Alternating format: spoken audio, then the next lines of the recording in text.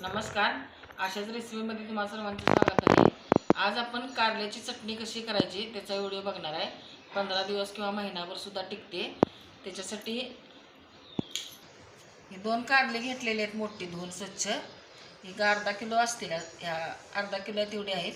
हे आता चिरून घेऊया पातळ. आपण अशा गोल चकत्या करायच्या किंवा मग लांबट सुद्धा असं एकदम काढलं तर चालते. असे हे वाळवून घ्यायचं आहे आपल्याला.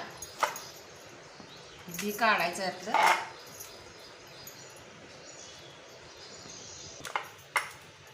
बी काढून झालेलं आहे. आता हे असे पातळ चिरून घेऊया.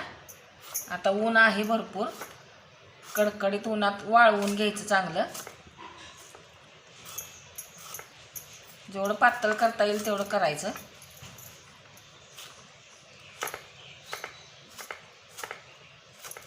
गोल चकत्या केल्या तरी चालतात किंवा अशा पण लांबट लांबट केले तर चालते.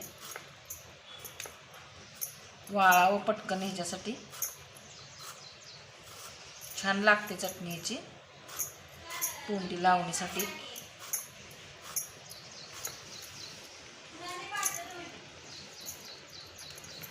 चिरून घेते मी सगळं कारलं.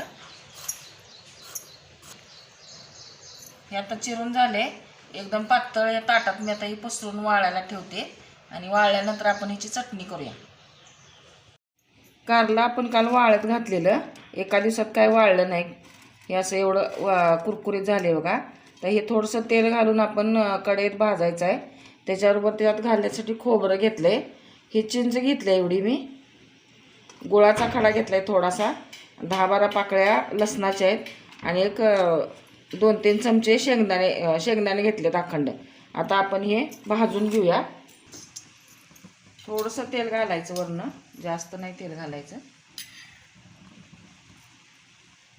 आणि फार बारीक करायची नाही चटणी, ओबडधोबड जरासं जाडसरच करायची.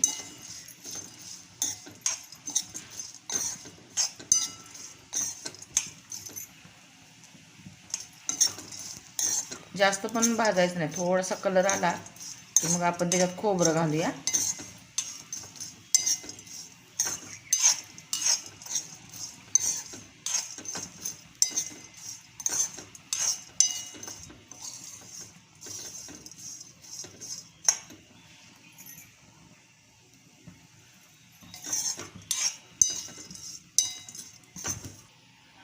कारलं भाजायला लागलेलं आहे. कलर बदलायला लागलाय बघा. ह्याच्यातच आपल्याला आता खोबरं घालायचं आहे. वेगळं काय भाजायची गरज नाही.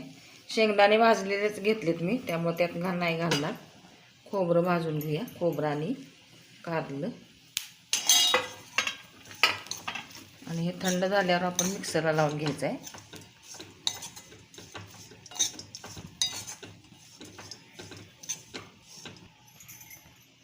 हे भाजले, आता ताटात काढून घेऊया. आणि थंड झाल्यावर आता हे बारीक करायचं आहे. थंड करायला ताटात काढून घेते मी. हे थंड झालेलं आहे. आता मिक्सरच्या भांड्यात घालून घेऊया.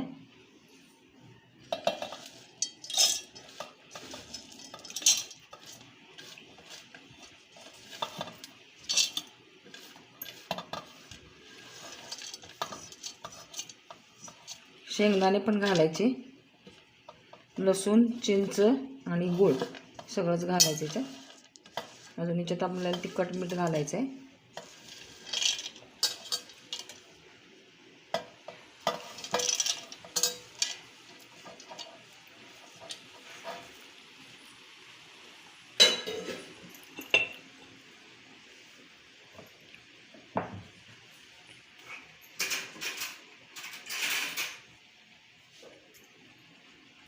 तिखट तुमच्या आवडीनुसार घाला. हे कलर आहे याचा, तिखट नाही आहे फार जास्त, म्हणून तो जास्त घातले. मीठ थोडंसंच घालायचं कारण चिंचेला मीठ आहे. हिंग घालूया.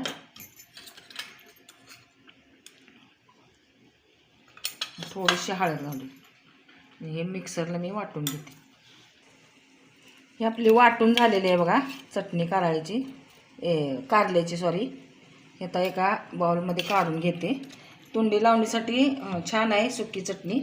एक 15 दिवस तर आरामशीर राहते, कारण ह्याच्यात काय पाणी वगैरे नाही आहे. बरणीत भरून ठेवायची. ही आपली कारल्याची चटणी तयार झालेली आहे. कशी वाटते?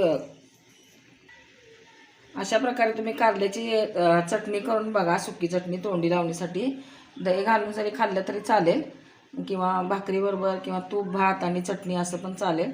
तुम्हाला कशी आवडेल त्याप्रमाणे खावा. व्हिडिओ आवडला तर लाईक करा, शेअर करा, सबस्क्राईब करा, बेल आयकॉन दाबायला विसरू नका. परत भेटूया असाच एखाद्या छानशा व्हिडिओबरोबर. तोपर्यंत धन्यवाद.